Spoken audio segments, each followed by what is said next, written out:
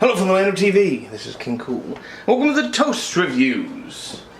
For those of you who know how this works, I watch a movie, I put it into the toaster, and I talk about it for a month before the toast is done. Today, though this week, we're in the middle of Dueling Movies Month, which means that two movies released roughly around the same time, or close to it. These two are actually pretty far apart. Get compared, and we'll see which one wins the coveted checkmark. And today we're reviewing, which one came first? No Strings Attached and Friends with Benefits. Which remember when everyone was like, oh, Friends with Benefits. Oh, didn't they just make this movie with Ashton Kutcher? And yeah, apparently that's extremely frustrating for the filmmakers of Friends with Benefits. Especially because No Strings Attached was pretty much, I guess, on DVD by that point. And they're like, why would we? It's like, well, okay, now I finally watched them both. It's actually been a while since I watched a romantic comedy, so. But today in the show we just have regular English muffins because, screw you, that's why. Now first we're going to talk about No Strings Attached. Here we go. Now I didn't end up taking notes during this movie, sadly. You know, okay, Ashton Kutcher is like, he's like a page or something on a TV studio set, and Natalie Portman is a doctor. And they do their thing. They're like, hey, you know, and through some contrivances, they're like, hey, dude, how come, why can't we just get rocks off together? And it's like, yeah, sure. You know, and this scene early on when Kevin Kline, who plays Ashton Kutcher's father, he's all you know, he's a former actor, sort of a semi-washed-up actor from a TV show, and he finds out that he is currently dating his ex. The exes in these movies tend to be kind of stupid. This one turns out to be pretty, you know, repulsive in the few scenes that she gets. And I'm always hesitant when they're always like, oh, the guy she's dating is an asshole. It's like, there has to be some moments of tenderness somewhere. We're just not seeing them because they're always just like, I'm a swagging blah, blah, you know, so. But the two of them have a very sort of muted, I suppose, friendship. See, okay, the problem is that this movie is really kinda just sort of on the level and just sort of putters along. I was watching the whole thing. I wasn't really laughing. It's not really that kind of comedy. It's more just sort of goofy. But afterwards, I'm just sort of like, I really don't know what I felt about it. I really was sort of perplexed by it. And as when I talk about the next movie, you'll see sort of why. I try to watch these things literally one right after the other. I ended this movie, got to the end, and I popped in Friends with Benefits. So this one, I'm not even certain I liked it, or, I mean, it's not that I think even the situation is remotely that much realistic, but it wasn't that I was like, except for some scenes like that where it's like, oh, that's pretty much like a little moment where I'm like, yeah, I don't really buy this. This is setting 4. Yeah, 4. Get your head in the game, Toaster. We got stuff to do. So yeah, like this one, it's sort of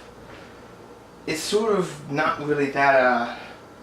It's directed by Ivan Reitman. He directed Ghostbusters, so yeah. But he also directed Ghostbusters 2, and My Super Ex-Girlfriend, and some other crap. So, like,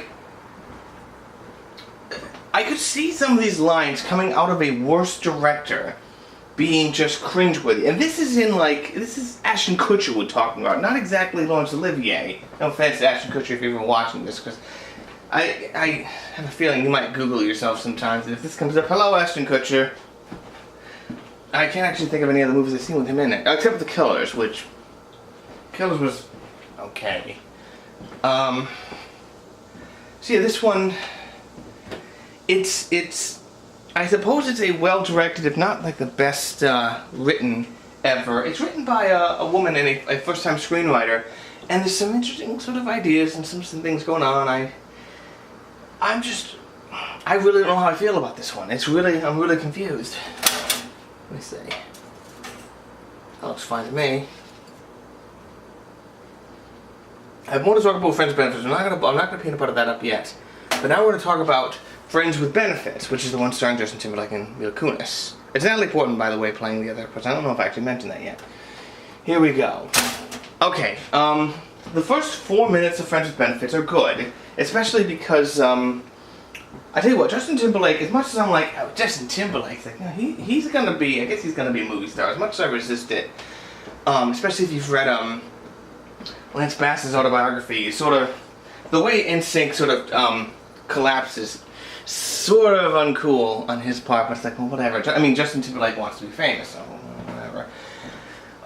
Sidetrack. So the first 4 minutes, Mila Kunis is a headhunter. She tries to bring this guy here, and then they wind up in a flash mob, and they're doing the whole flash mob. Everyone's synchronized, and they're like, "Hey, let's do this." And I'm like, I think I've talked about that. I have this thing called clang, clang, clang, clang, clang, which is when I'm like, okay, the writer's trying to be clever. I'm noticing this. I know I didn't take notes during this. I have 2 pages of notes here for this. Every time the movie did something a little silly. I have flash mobs. I have when he gets the job, he takes the door off the hinges because my door is always open. They swear to each other on an iPod version of the Bible. They both have tattoos on like their hips, like on their groinulo area sort of thing. Like one, and they're both like the same size. One of them's like a dog, and one of them's like a lightning bolt or something. Woody Harrelson, who actually plays a kind of funny character, he plays the gay sports editor. He jumps over this cliff and he escapes on this boat that just randomly appears. I wrote down carousel. I'm not certain. Oh, at the very opening of this movie, she's running up the carousel trying to catch a sign that she had to, and maybe they both reach for it at the same time. Oh, that old chestnut. Now, none of this is bad, really. You know.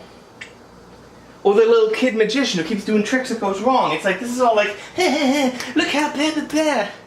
But the dialogue has that zest and real zip that at least makes it entertaining to watch, even when you're like, I don't believe this for a single moment, for the most part. But you're having fun. Because it seems like, you know, they're even watching movies, and they're like, oh, why do the romantic comedies do this? And they talk about the whole thing, and blah, blah, blah. And so it's almost like sort of trying to be a postmodern take on these things. And then they screw it up with this old chestnut. So please put your hands together and help me welcome the inanimate players. Oh, I'm gonna wander in here.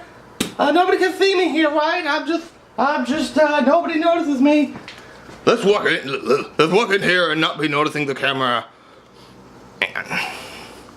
So, what's happening? He's like, yeah, you really gotta tell her, man. She's not my girlfriend. I'm gonna say hurtful things about Princess Candy that, for some reason, I'm provoked to say about. And that it's a good thing I don't have eyes in the back of my head, because she's gonna get really mad at me later, and something. I don't like her. Why is your food in her neck? It's so stupid. Man, you gotta do something there. How could you? Well, oh no. Dun dun dun dun dun. We're broken up. I'm too far to be moved right now, but I'm gonna stand here and you can just stay there. Oh, why? I've messed everything up. Hang on. And then that gets followed by this thing. I need to get her back. I need to call in a bunch of favors. Go do the thing. Okay. Yeah, go do this thing. Sure. We don't have any more players. Skippy Peanut Butter, can you help me? Speak to me, boy. Oh, you would not believe how frustrated I was when I burned this. Oh, for God's sake. Well, that one's not getting eaten. Stay away, Princess Candy. It's gonna burn you. That's the first time I burned it in a long time. As far in as I can do. They were so close! They were so close to avoiding this friggin' agonizing, stupid crapola, and they messed it up! I was so frustrated. Because the whole rest of it, no matter how silly it was getting, Justin Timberlake and Mila Kunis was just bing bang boom, and zip zap zip. It was good. It was, you know, interesting. It was amusing. I was laughing quite a bit. And then they do the scenes where they have to break up and be mean to each other, and they have to make up big demonstrations do this whole thing. It's like, are you just said you were trying to avoid these things, and we're gonna go and do them. The thing I came up with, you know what's the last movie I saw that did this? It was supposed to be a postmodern taking these things, and then it went and reveled in them. Kick-Ass. The first Kick-Ass, is, you know, the comic at least, is definitely supposed to be a breakdown of tropes, of comic books. But then in the movie, it's like, okay, Hit Girl does all these incredible acrobatic stuff that no real person, not that they couldn't do, but would not do in a real fight, you know? And now they go and do it in this thing. It's like, and this when they're like, oh, this is how the romantic comedies normally go, and blah, blah, blah.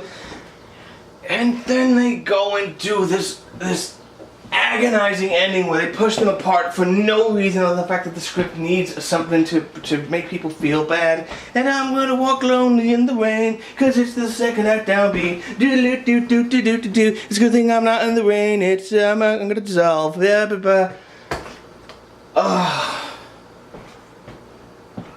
But I was more entertained by Friends with Benefits at the end of the day, even with this agonizing flaw. Like, okay, No Strings Attached doesn't have this, so it's very close. I'm gonna say you could watch both movies and be fine, but I'm gonna just barely give the check mark to Friends with Benefits for now. That could change at pretty much any point. If I ever go back and rewatch it and be like, no, I think I appreciate No Strings Attached more. Friends with Benefits can go fuck off.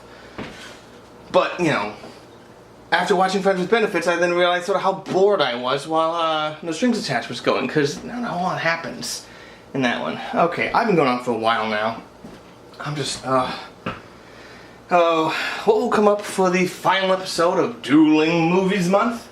Well, we got a lot of good choices. In fact, we have so many that I may, you know, I've mentioned how this is going to be originally going to be for compare and contrast. I may bring that show back in a scripted format, because originally it was going to be unscripted. Me sitting there doing stuff, comparing stuff, but maybe maybe I will eventually bring that back someday. But anyway, like for a second, I thought Ultraviolet was one because they had the year listed next to it. I don't know why they don't do for other movies. By the way, Ultraviolet is coming. Okay, I'm gonna get that done as soon as I can. But when you have to rent 2 movies at a time, it's tricky. But anyway, I'm way over time. So thank you all for watching. This has been cool. Drive home safe.